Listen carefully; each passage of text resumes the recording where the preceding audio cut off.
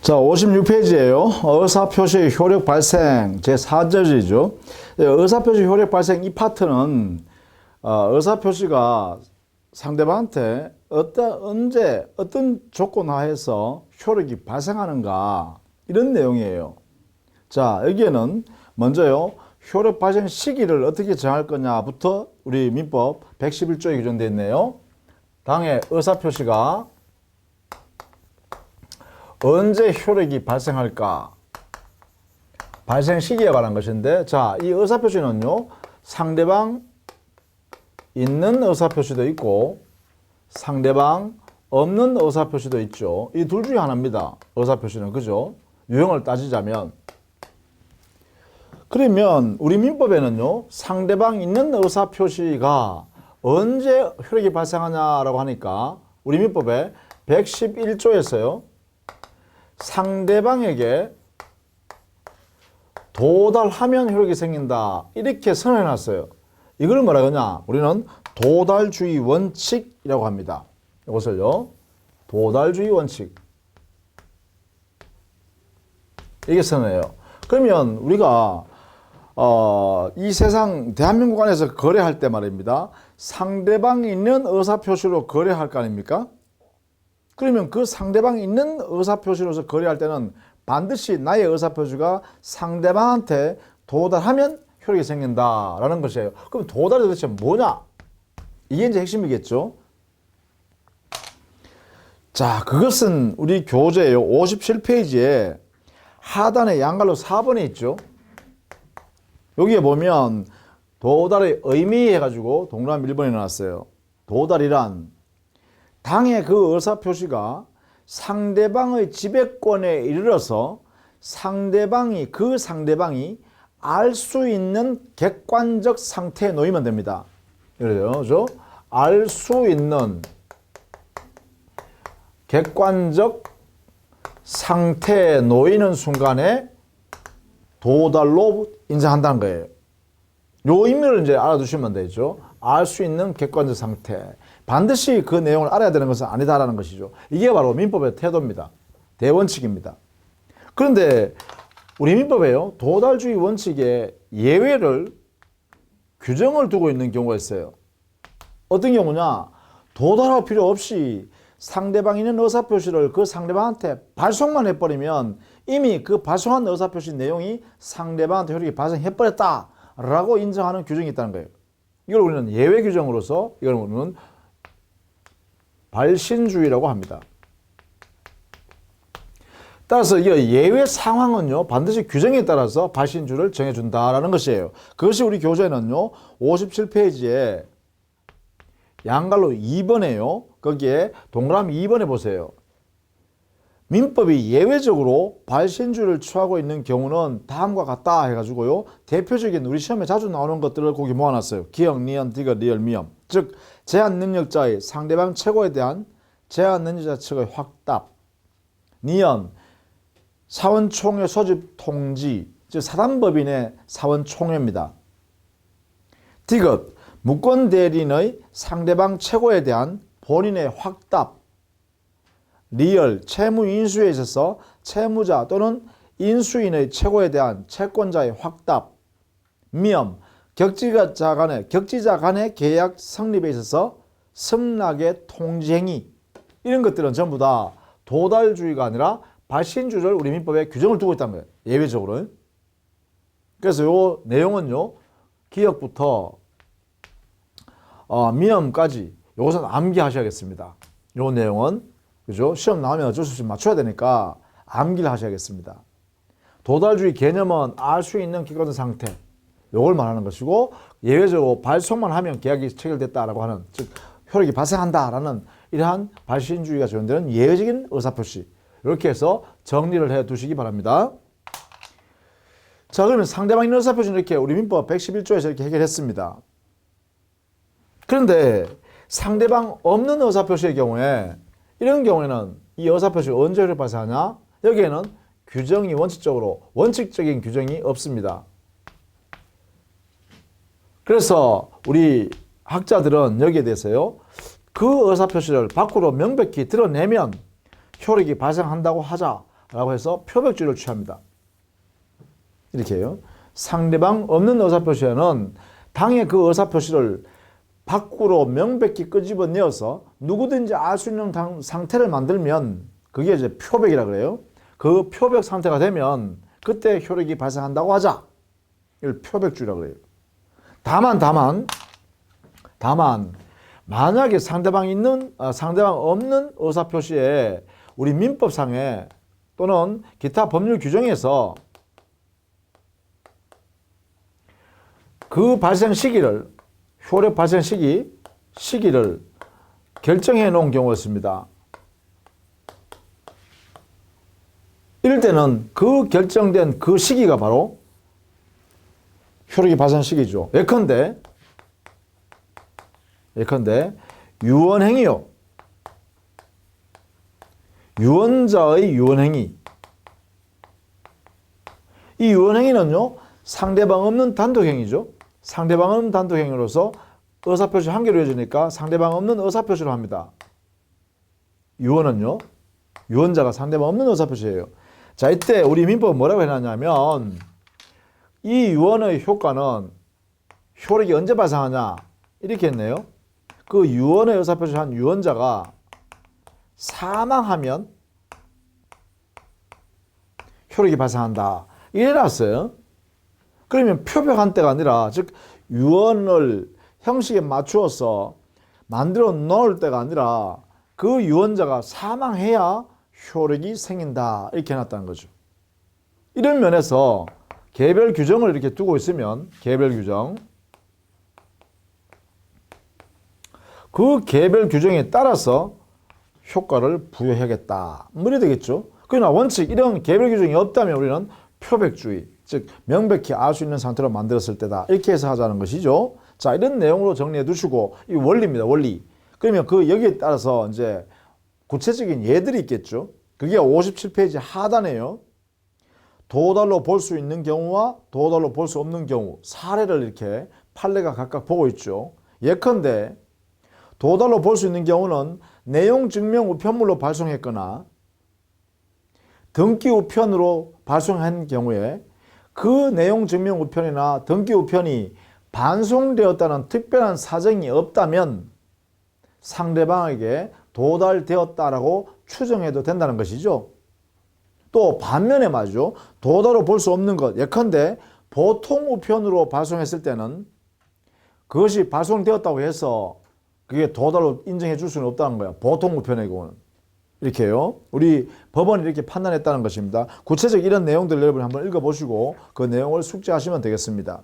자, 이렇게 해서 우리 민법이 도달주의를 취했기 때문에 그 효과는 어떤 효과가 발생하냐. 도달주의를 취하면 우리 교재 58페이지에 가면 만약에 상대방이 있는 의사표시가 불착되거나 도착하지 않았다는 거죠. 또는 연착되었다. 이런 경우에는요, 그 불착, 연착으로 인하여 발생하는 불이익은 바로 표의자에게 돌아갑니다. 표의자의 것이다. 이게 뭐냐? 이게 바로 도달주의를 취한 결과다. 그죠? 그 다음에 도달하기 전에는 철회할 수 있겠죠? 도달 전까지는 철회가 가능하다. 그러나 도달을 해버리면 철회 불가능하다. 그죠? 효력이 발생해버리니까. 그 다음에 우리가 중요한 조문이 하나 있어요. 그게 민법 111조 2항에 있습니다. 111조 2항이 뭐라 했냐면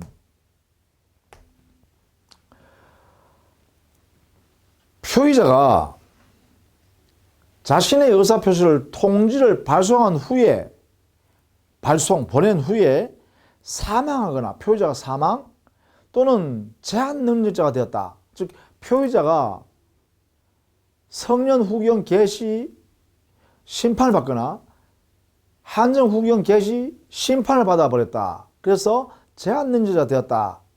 언제요? 자신의 의사표시를 발송하고 난 뒤에 제한 능력자가 되었다라고 하더라도 그 사망이나 제한 능력이 되었다는 이 사유는 이미 발송한 의사표시에는 아무런 영향을 미치지 않는다. 그죠? 이게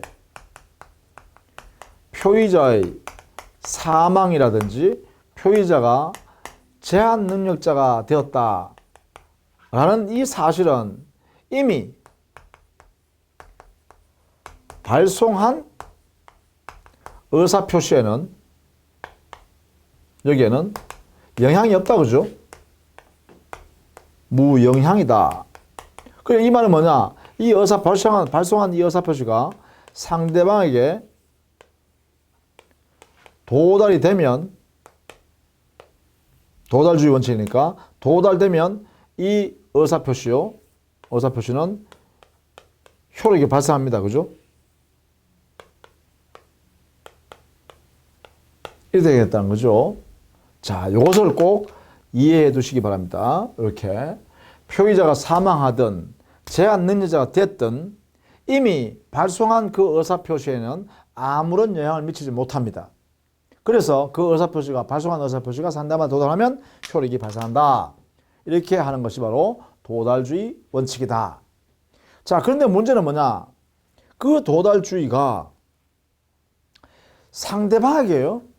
도달했잖아요. 상대방 수령했죠. 상대방 수령했는데 상대방이 만약에 수령 무능력자인 제한능력자다. 상대방 당에 수령한 상대방이 이 사람이 만약에 제한능력자더라. 이래요. 당의 의사표시의 상대방 그 의사표시를 수령했네? 받았습니다.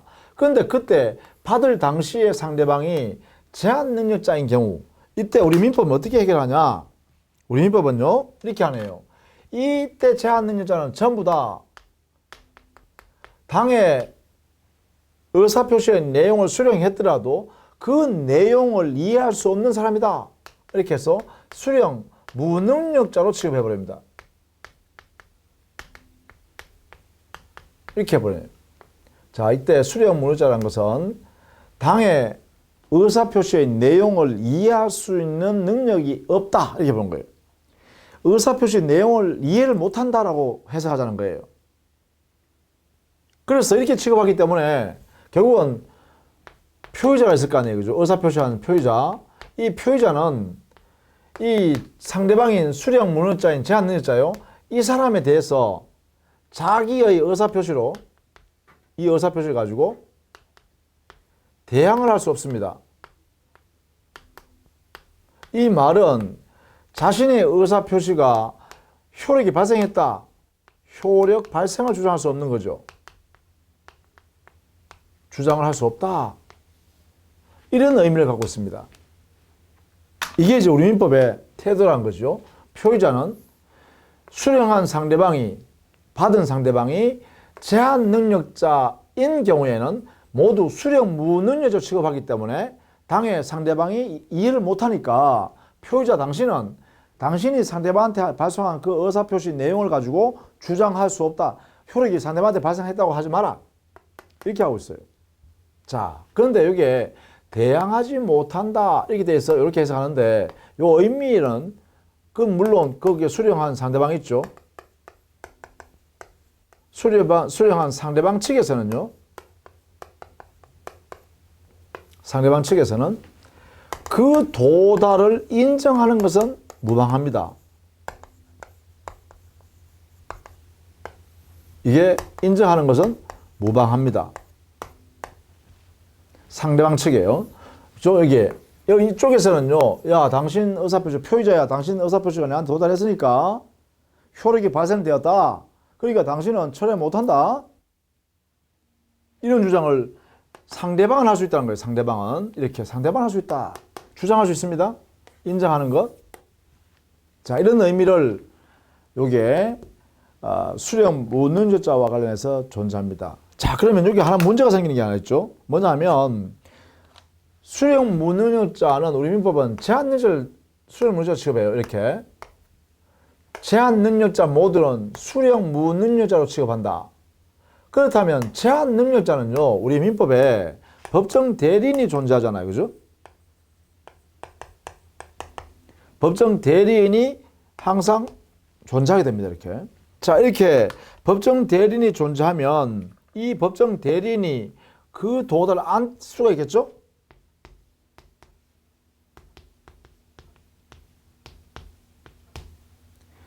이 법정 대리인이 상대방이 말이죠. 즉, 제한 능력자가 수령했구나라는 사실을, 수령한 사실, 이것을 알았다는 거예요. 그럼 뭐예요? 도달을 안 경우가 되죠.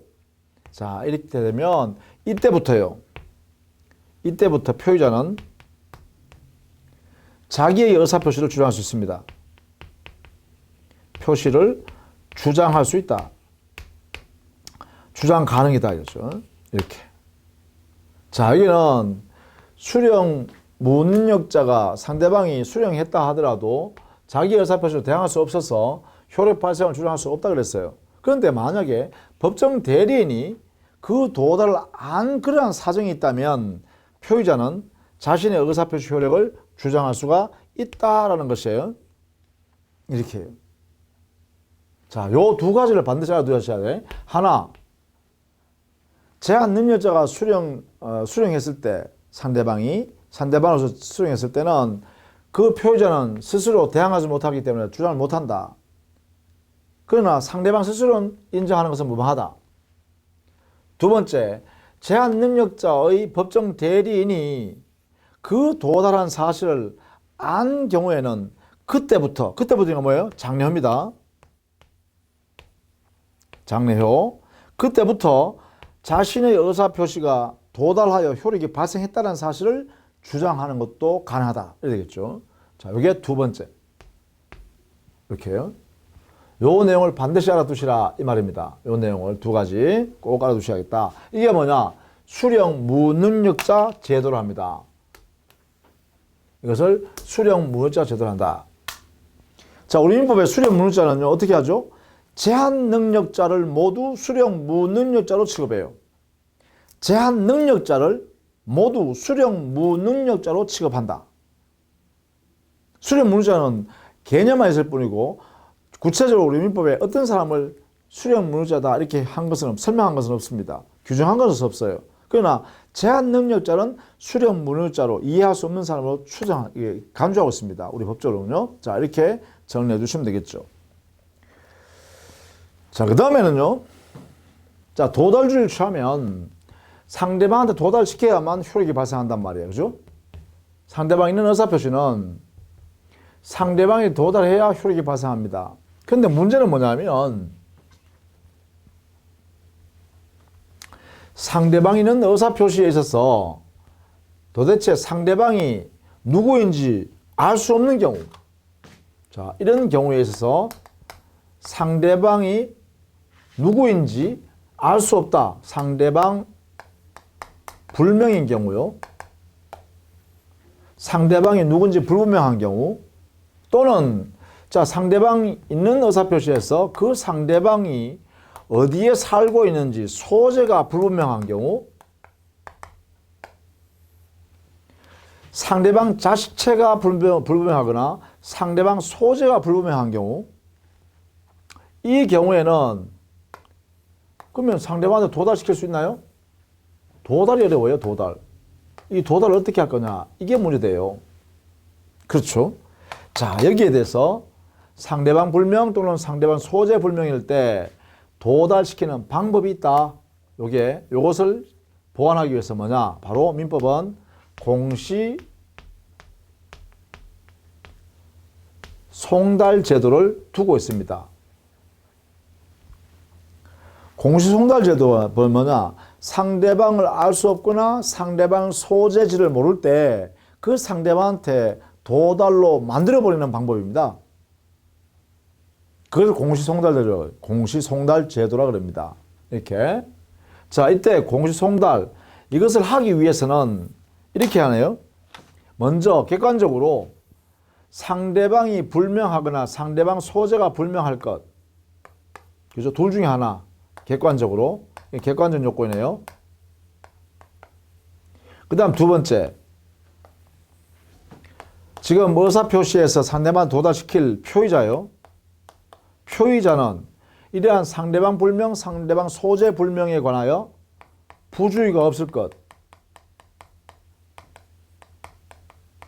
이 말은 뭐예요? 무과실일 것. 이 말이죠. 표의자는 무과실일 것. 이 두 가지를 갖추면 이렇습니다. 이렇게 갖추면, 그럼 이때요, 보세요. 여기에 있는 상대방 불명이니 상대방 소재 불명이 항상 객관적이죠. 그러나 표의자 과실이 있느냐 하면 주관적이죠. 이건 주관적 요건이라고 그러죠. 그래서 주관적 요건과 객관적 요건을 모두 갖추면 이런 이야기예요. 그러면 이때는 뭐 한다고? 공시송달을 할 수 있는데, 이 표의자가 공시송달하는 게 아니라 공공연히 보여주게 하는 것은 바로 법원을 통해서 해야 됩니다. 법원에 표의자가 법원에 청구할 수 있습니다. 공시송달을 해달라고, 이걸 해달라고 청구할 수 있습니다. 그럼 법원은 이 요건, 주관적 요건과 상대방 불명, 상대방 소재 불명이라는 사실을 확인하고, 표의자가 이 상대방 불명, 상대방 소재 불명에 대해서 자기가 최대한 노력해서 찾으려고 노력했었다. 그래서 과실이 없다. 이런 모르게 된 사실에 과실이 없다라는 이 두 가지가 확인되면 법원은요, 드디어 이 청구를 받아들여서 계시장에 계시를 명하거나 계시, 아니면 관보나 일간신문에 공고를 명하거나, 아니면 우리는 인터넷상에 바로 올릴 수도 있죠. 그래서 전자적 방식으로 이것을 공고할 수도 있다. 이 계시 공고를 명합니다.